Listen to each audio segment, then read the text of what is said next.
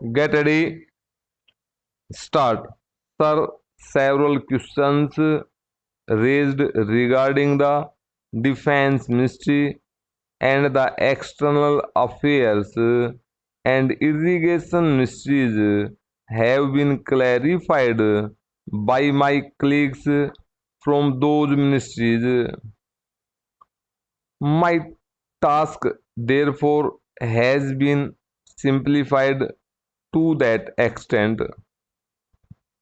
Before I go to the questions, financial and economic, raised by several honorable members, I should like to clarify one or two points which are more administrative than economic or financial.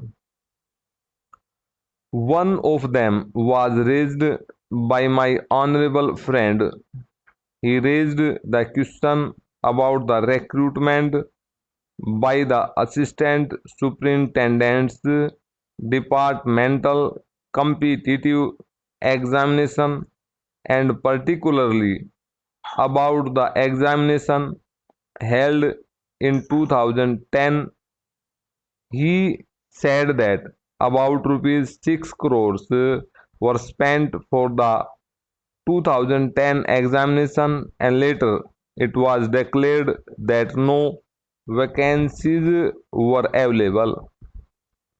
He therefore suggested that a definite procedure should be there and the examination should be held according to the vacancies declared in advance, and all persons who have qualified in that examination should be eligible for promotion or for appointment.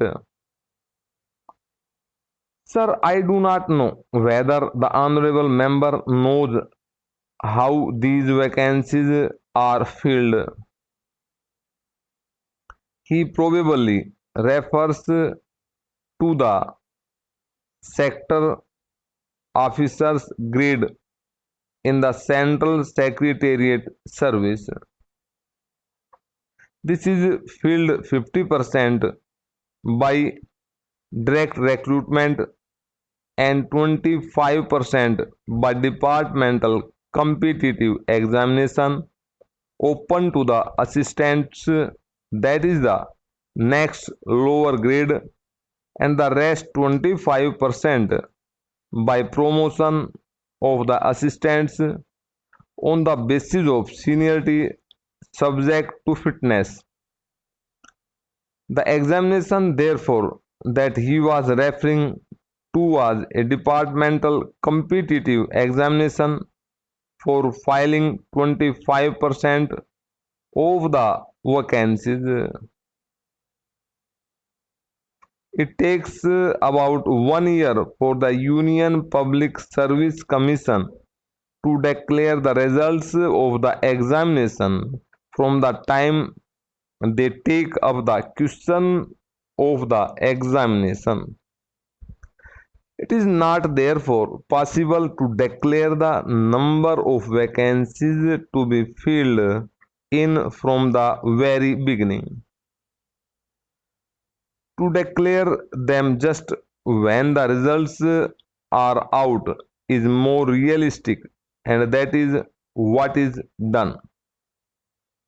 Sir, if the examination is treated as qualifying examination, the number of persons who will thus become eligible for appointment will be quite unrelated to the number of vacancies to be filled in, and then the very situation which the honorable member wishes to avoid would arise.